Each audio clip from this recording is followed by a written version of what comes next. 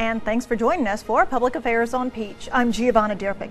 We're continuing our discussion with Democratic strategist Theron Johnson and Republican strategist Seth Weathers. Okay, we were just getting started. Now, let's go to the question about President Trump. Do you think that this is a referendum on President Trump? I think the Democrats have worked very hard to make that be the case, but I think the reality is this is a district that Trump just won the election in November, and this is a district that he only won by 1.5%. And so with a district that he only won by 1.5%, for the Democrats to go out and try to say that this is a referendum on Trump, how that district goes, I think is disingenuous. But I would do the same thing if I was them, because if they're able to win it, they can use this all through 2018 and say, you know, people are turning against Trump and scare Republicans to back off of some of the policies they're on right now. Isn't that why? So it's a smart strategy. That's why they're risking so much money in this race. That's why everybody's paying attention to it, because they believe that it'll be a referendum as to the future. That's what they're being sold, yes. Okay. And let's not forget, like, this was supposed to be a Republican stronghold district. Like, Congressman Lewis and his Democratic stronghold district, like, no Republican can ever beat him in that district because the way that the district is drawn and how he appeals to everyone.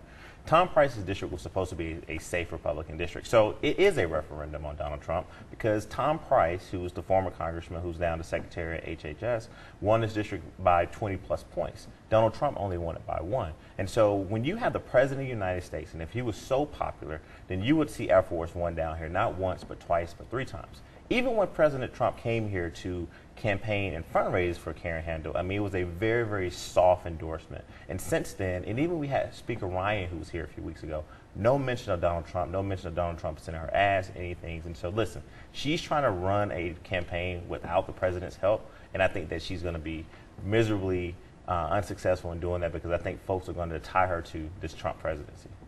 Okay, so they're trying to stick her with President Trump. Absolutely. And all of his troubles. What people are sticking John Ossoff to is Nancy Pelosi and the fact that he doesn't live in the district.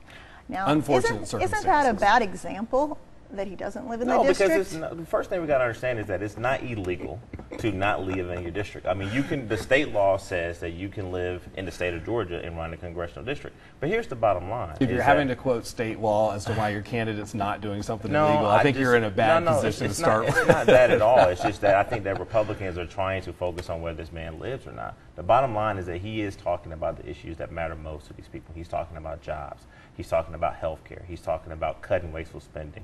He's also talking about going to Congress and being an independent voice for that district. Those are the things that matters to the people in the 6th district.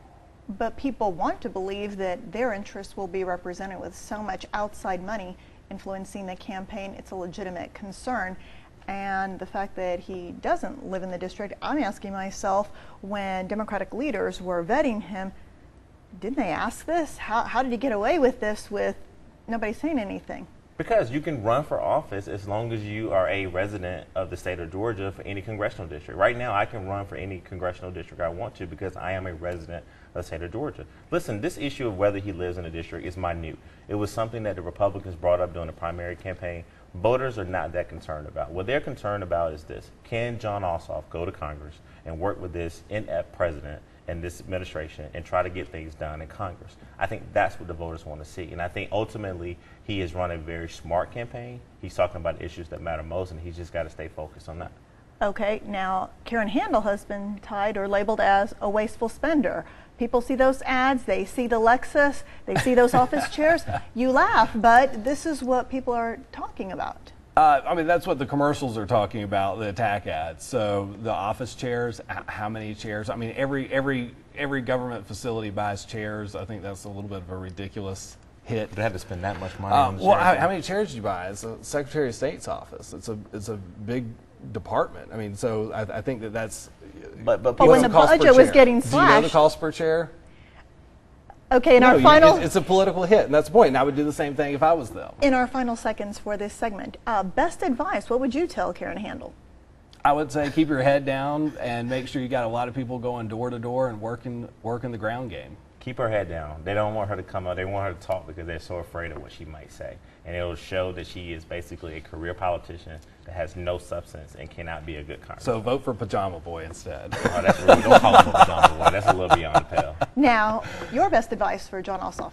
John Ossoff, listen, continue to do what you're doing. Raise a bunch of money. Continue to run the best grassroots strategy that we've seen in Georgia in a very long time. And more importantly, when he has his opportunity to debate her, he's got to be very strong. He's got to be bold and be specific and make her tell Georgia voters, besides that she's a Republican, what has she done to improve the state? I think that's the key. All right. Thank you both. Thank you. And when Public Affairs on Peach returns, we're going to take a closer look at some of those political ads you've been seeing in this race. Stick around. We have much more straight ahead.